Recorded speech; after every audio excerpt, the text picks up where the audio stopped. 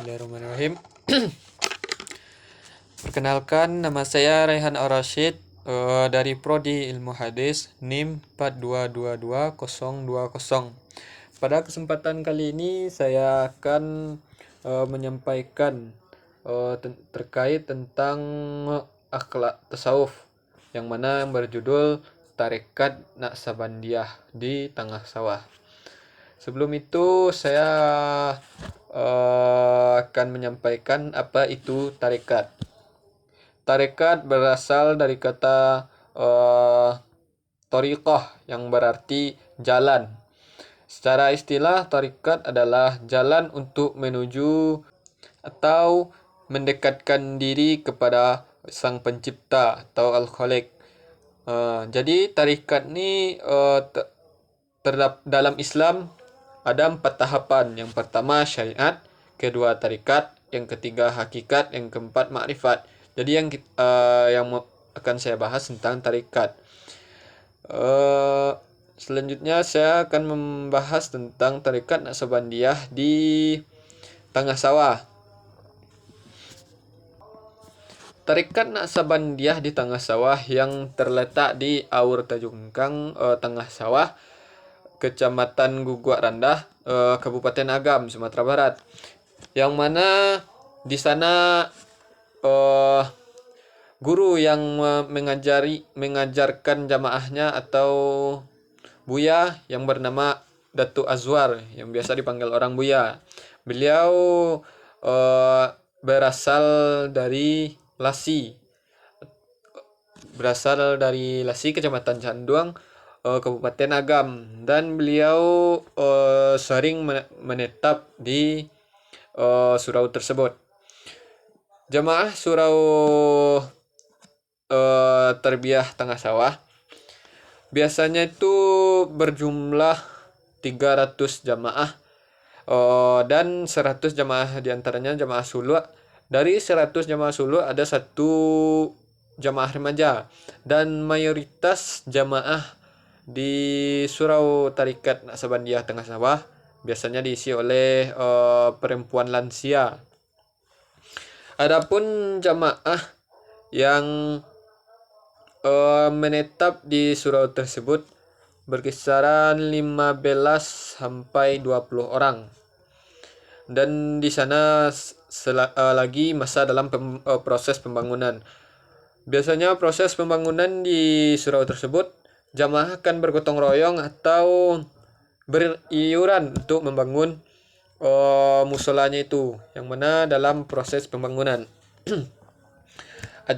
Dan adapun ajaran tarekat Naqsabandiyah di Tengah Sawah, metode yang diajarkan oleh buya tersebut adalah metode suluk, yang mana suluk itu kalau beliau katakan yang berarti salaka atau berarti jalan, menempuh jalan menuju Allah Subhanahu wa taala, yang mana beliau memperbolehkan atau membiarkan jamaahnya untuk beraktivitas dalam kehidupan sehari-hari. Selain itu, beliau juga memiliki pemikiran keseimbangan antara kerohanian dan kecerdasan, yang mana beliau mengutamakan berdiskusi dalam metode dakwahnya gitu. Dan yang mana beliau mengadakan pengajian pada Kamis malam dan Sabtu malam. Tetapi jamaah yang mayoritas datang pada Kamis malam karena mereka mengadakan kajiannya sampai jam 11 sampai jam 10 malam. Yang mana mereka setelah maghrib berzikir bersama, lanjut sholat isya, dan seterusnya melanjutkan zikir dan pengajian yang mana membahas tentang akidah seperti yang diajarkan di tempat-tempat lainnya.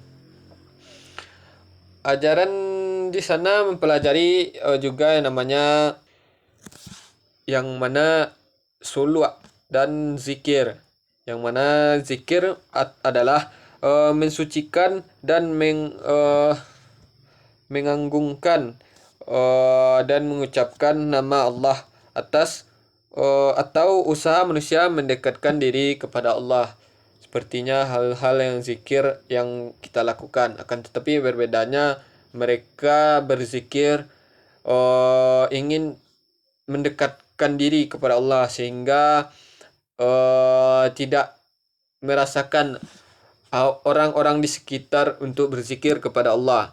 Dan ada juga itu suluk berasal dari kata salaka yang berarti jalan untuk menempuh. Ya, pada malam itulah mereka mempelajari suluk tersebut, yang mana mereka menempatkan dirinya hanya untuk Allah itu. Dan selanjutnya mengenai bagaimana masa depan di surau tarikat Naksabandiah di Tengah Sawah, yaitu Buyanya menyampaikan bahwa masa depan di surau tersebut akan terus berkembang karena mayoritas jamaahnya di situ, dan salah satu-satunya tempat tarikat yang berada di kota Bukit Tinggi, yang mana beliau menginginkan agar terus berkembang dan majunya, sehingga pada masa sekarang mereka melakukan pembangunan pada surau tersebut. Jadi sekian yang dapat saya sampaikan pada UAS kali ini. Terlebih saya dan terkurang saya mohon maaf. Assalamualaikum warahmatullahi wabarakatuh.